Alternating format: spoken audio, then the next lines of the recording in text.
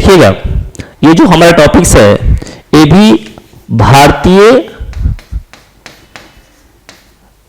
राज्य व्यवस्था एवं प्रशासन से संबंधित है। लेकिन आज हमारे मन में एक सवाल है कि हम तो पढ़ाते रहते हैं, लेकिन कभी हम ये नहीं बताएं कि हमें भारतीय राज्य एवं भारतीय राज्य व्यवस्था और शासन हमें क्यों पढ़ना चाहिए, पढ़ने की जरूरत क्या है। देखिएगा, अगर हम देश में रहते हैं तो देश में क्या होता है, बहुत सारे नियम होते हैं। जैसे हम जानते हैं कि राष्ट्रपति होते हैं, प्रधानमंत्री होते हैं, विधायक होते हैं, संसद होते हैं, लेकिन कभी हमने सोचा है कि इनको जो ताकत मिलती है, शक्तियां मिलती है, ये शक्ति आती कहां से है। यानी देश में एक आम आदमी होता है, उसके पास भी कुछ खास शक्तियां होती है, यानी पावर होते हैं।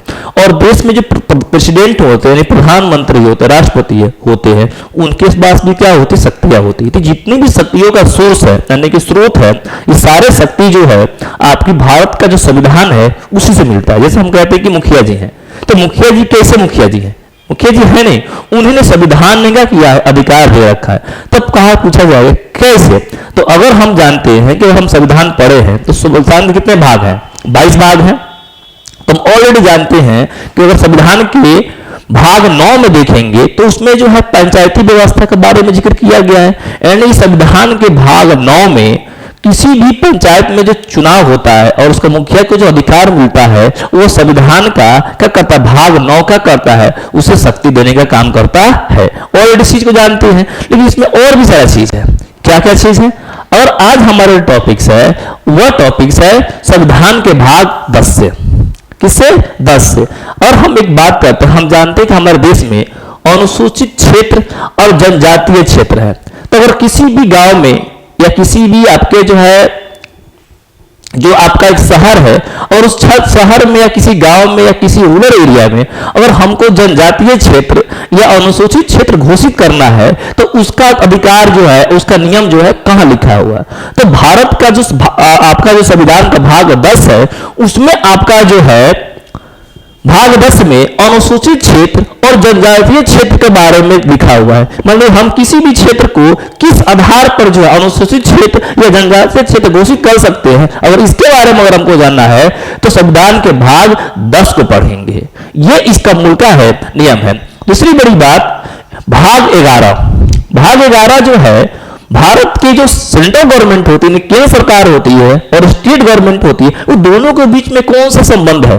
देखिए बहुत सारे कंडीशन में क्या होता है कि सेंट्रल गवर्नमेंट कहती है कि हम राष्ट्रपति शासन का कर देंगे, लगा देंगे, लेकिन ये ऐसा नहीं है कि सेंट्रल गवर्नमेंट डायरेक्ट जो राष्ट्रपति का करेगी, शासन लगा देगी, नहीं, ऐसा कुछ नहीं। उसके भी क्या है, बहुत सारे क्या नियम है, कायदे हैं, उस नियम के अनुसार से क्या किया जा सकता है, राष्ट्रपति शासन लगाया जा सकता है।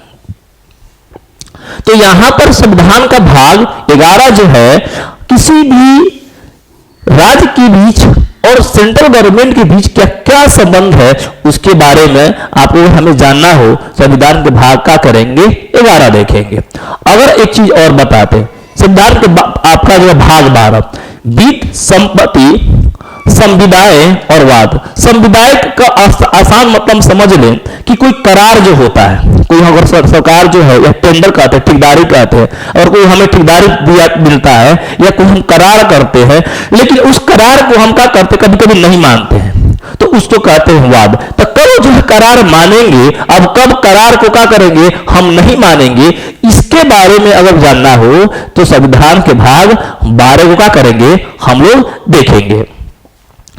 भाग 13 भारत के राज के क्षेत्र में भीतर व्यापार, वाणिज्य और क्या समागम। देखिएगा यहां बहुत आसान वर्ड में लिखा है भारत राज्य के क्षेत्र के भीतर, यानी कि हमारा जो व्यापार है दो से बटा हुआ है, एक होता है देश से बाहर और एक होता है देश के अंदर। तो देश के अंदर में जैसे हमको जो हम जो बिहार में रहते हैं, अगर बिहार में से हमको जो महाराष्ट्र से व्यापार करना हो या बंगाल से व्यापार करना हो या यूपी से व्यापार करना हो, तो इस तरह का जो नियम और कानून है वो कहां लिखा गया है, भाग 13 में लिखा हुआ है कि हम एक राज्य से दूसरे राज्य के बीच में आ सकते हैं, जा सकते हैं, सरकार उस पर किसी प्रकार का कोई जल्दी प्रतिबंध नहीं लगा सकती है। अगर प्रतिबंध लगाती है तो उसके भी सारे नियम आपके जो है संविधान के भाग आपका जो है 13 में क्या है, उल्लेखित है। याद रखिएगा, ये भारत के राज्य के क्षेत्र के अंदर की बात है, और जो बाहरी व्यापार होता है जैसे किसी अन्य देशों से करना है, उसके बारे में जिक्र क्या किया गया है, नहीं किया गया। अरे बाहरी व्यापार करने के क्या नियम है, इसमें जिक्र क्या है, नहीं है।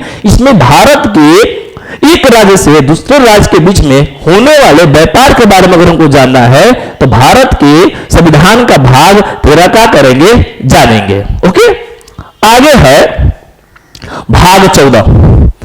भाग 14 में हम जानते हैं कि सेंट्रल गवर्नमेंट क्या करती है, आपका जो वैकेंसी निकालती है, यानी कि चुनाव करा वैकेंसी निकालती है सर्विस के लिए, सेवा देने के लिए, और स्टेट गवर्नमेंट भी निकालती है। आसान भाषा में जाने, अगर यूपीएससी का अगर हम तैयारी करते हैं और कोई पीसीएस का करता है, तो जो पीसीएस का जो नियम है उसका क्या आधार है, यूपीएससी का क्या नियम है, ये हमारा जो है भारत के संविधान के भाग 14 में क्या है, उल्लेखित है। यानी सेंट्रल गवर्नमेंट की जितने भी जॉब है या स्टेट गवर्नमेंट के जितने भी जॉब है, वो किस आधार पर जॉब निकालते हैं, जॉब करने का क्या नियम है, क्या प्रावधान है, कैसे उनका सिलेक्शन कराना है, इस तरह के सारे नियम प्रक्रिया जो है संविधान के भाग 14 में क्या है, लिखी हुई है।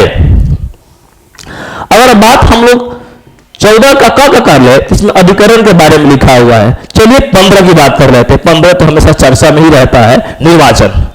हम जानते हैं कि भारत में 3 तरह से निर्वाचन होता है। एक होता है सेंट्रल गवर्नमेंट का, दूसरा होता है आपके स्टेट गवर्नमेंट का, और तीसरा होता है पंचायत।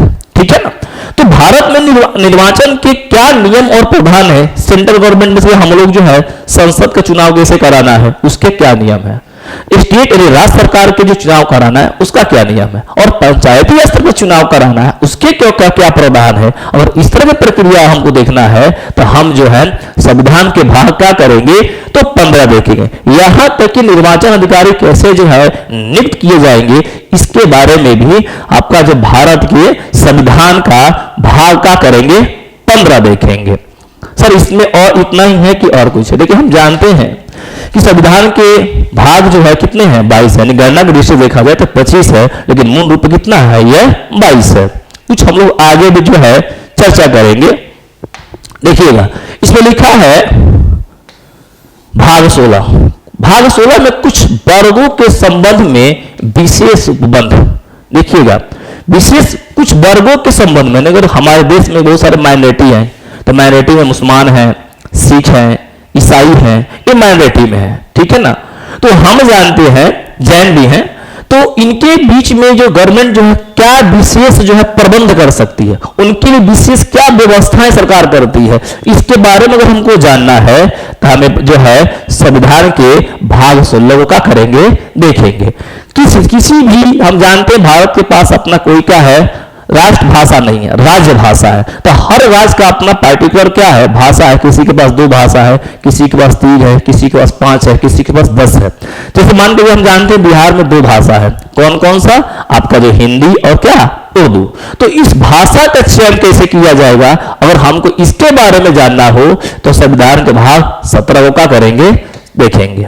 देखिएगा 18 नंबर आपदा उपबंध। देखिए आपदा उपबंधन का मतलब हो गया इमरजेंसी क्या प्रबंधन, इमरजेंसी मैनेजमेंट। आसान भाषा में समझे, से मानते हैं कि 2019 में जो है कोविड आया था, तो कोविड में सेंट्रल गवर्नमेंट ने चावल, गेहूं, दाल, चना हर राज्य के हर वर्ग को क्या किया था, सरकार ने पहुंचाया था। तो इमरजेंसी में सरकार कौन कौन से व्यवस्था कर सकती है, उस व्यवस्था होने का कौन कौन से नियम है, ये सारे नियम अगर हमको जानना हो तो हम जो है भाग क्या करेंगे, 18 देखेंगे।